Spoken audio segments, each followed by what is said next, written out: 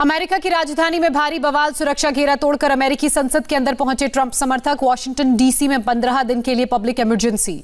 अमेरिकी संसद में हुई हिंसा में अब तक 4 लोगों की मौत। कैपिटॉल बिल्डिंग में चली गोली। अमेरिका हिंसा पर यूएन ने जताई चिंता। अमेरिकी कांग्रेस के अंदर प्रदर्शनकारियों पर बंदूक ताने नजर आए सुरक्षाकर्मी। दंगारोधी ड्रेस में पुलिस नजर आई तैनात।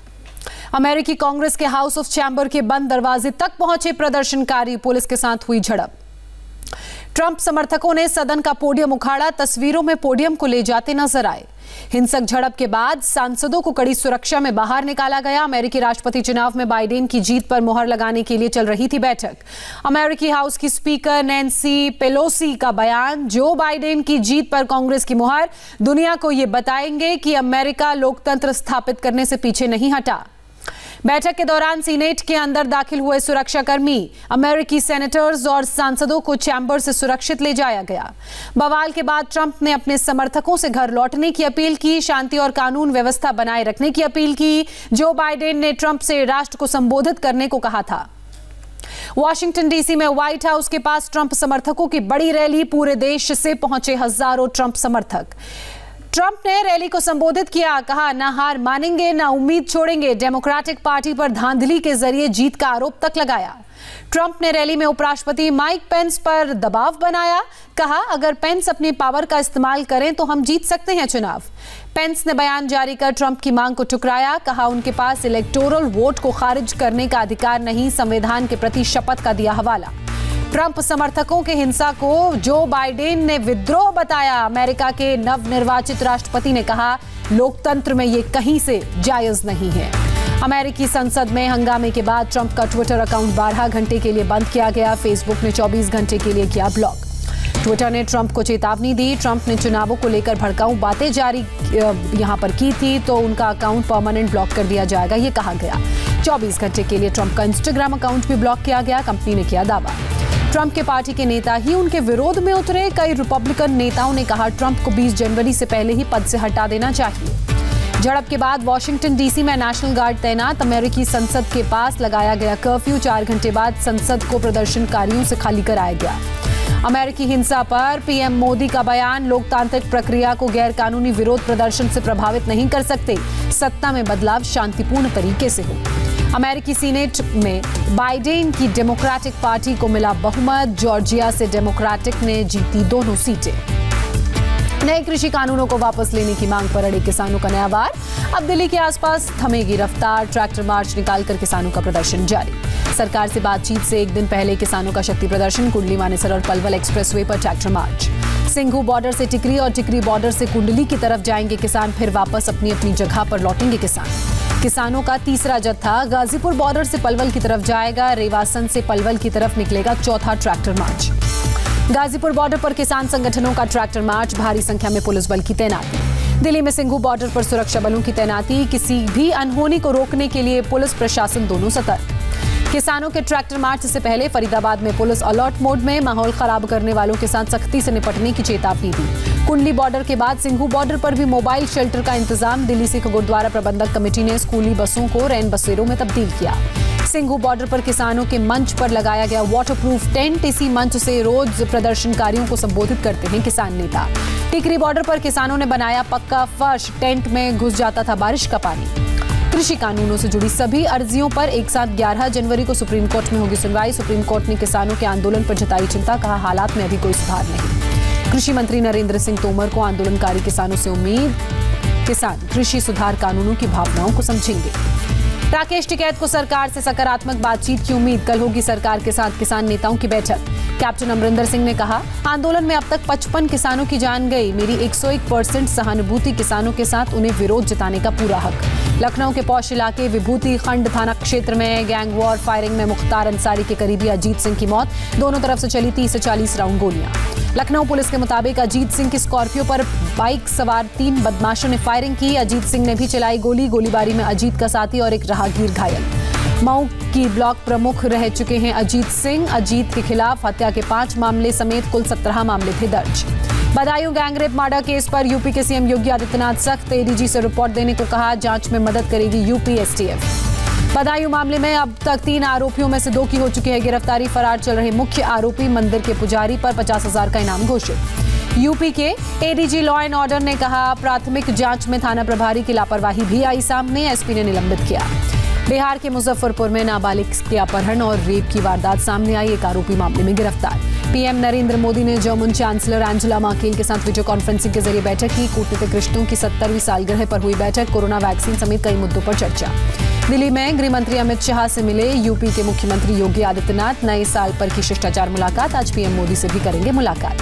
केंद्रीय मंत्री नितिन गडकरी की महाराष्ट्र के मुख्यमंत्री उद्धव ठाकरे और डिप्टी सीएम अजीत पवार के साथ बैठक, राज्य में चल रहे प्रोजेक्ट्स के बारे में होगी बातचीत। बिहार में कांग्रेस के अंदर घमासान, पूर्व विधायक भरत सिंह का दावा, पार्टी के 11 विधायक हो सकते हैं जेडीयू में शामिल। पत्थरबाजी करने वालों पर सख्त, मध्य प्रदेश के मुख्यमंत्री शिवराज सिंह चौहान इंदौर की सभा में कहा, पत्थरबाजों को छोड़ूंगा नहीं, बना रहा हूं सख्त कानून। शिवराज सिंह चौहान ने कहा, पत्थरबाजों को मिलेगी आजीवन कारावास की सजा, समय से पहले जेल से नहीं छूट पाएंगे। मध्य प्रदेश के मुख्यमंत्री शिवराज सिंह चौहान का बयान सामने आया, महिलाओं की जिंदगी से खिलवाड़ करने वाले नहीं बख्शे जाएंगे, कहा। धर्मांतरण कानून पर रोक से सुप्रीम कोर्ट का इनकार, याचिकाकर्ताओं को हाईकोर्ट जाने को कहा। राजनीतिक तनातनी के बीच पश्चिम बंगाल के राज्यपाल से मिली सीएम ममता बनर्जी, शिष्टाचार मुलाकात करार दिया। ममता के भतीजे और सांसद अभिषेक बनर्जी ने बाबुल सुप्रियो को लीगल नोटिस भेजा, अभद्र टिप्पणी का आरोप लगाया। बीजेपी सांसद अर्जुन सिंह का बयान सामने आया, टीएमसी ताश के पत्तों की तरह बिखर कर गिर जाएगी, जनवरी में पार्टी संवैधानिक संकट का सामना करेगी। अस्पताल से डिस्चार्ज हुए बीसीसीआई अध्यक्ष सौरव गांगुली, दिल का दौरा पड़ने के बाद कोलकाता के वुडलैंड्स अस्पताल में भर्ती थे। जीतन राम मांझी ने राहुल, चिराग और तेजस्वी पर साधा निशाना, कहा, तीनों युवराज समय पर हनीमून मनाने भाग जाते हैं। 2021 विधानसभा चुनावों की तैयारी में जुटी सोनिया गांधी, भूपेश बघेल, अशोक गहलोत समेत कई वरिष्ठ लोगों को ऑब्जर्वर नियुक्त किया। बीएमसी ने अभिनेता सोनू सूद के खिलाफ मुंबई के जुहू पुलिस स्टेशन में शिकायत दर्ज कराई। 6 मंजिला आवासीय इमारत को बिना अनुमति होटल में बदलने का आरोप। 8 जनवरी को पूरे देश में फिर से कोरोना वैक्सीन का दूसरा ड्राई रन होगा, यूपी और हरियाणा को मिली छूट। यूपी में 11 जनवरी को होगा वैक्सीनेशन का फाइनल ड्राई रन, अपर मुख्य सचिव स्वास्थ्य ने दी इस बाबत जानकारी। दूसरे ड्राई रन से पहले आज सभी राज्यों के स्वास्थ्य मंत्रियों के साथ बैठक करेंगे डॉक्टर हर्षवर्धन, वैक्सीन कार्यक्रम पर होगी चर्चा।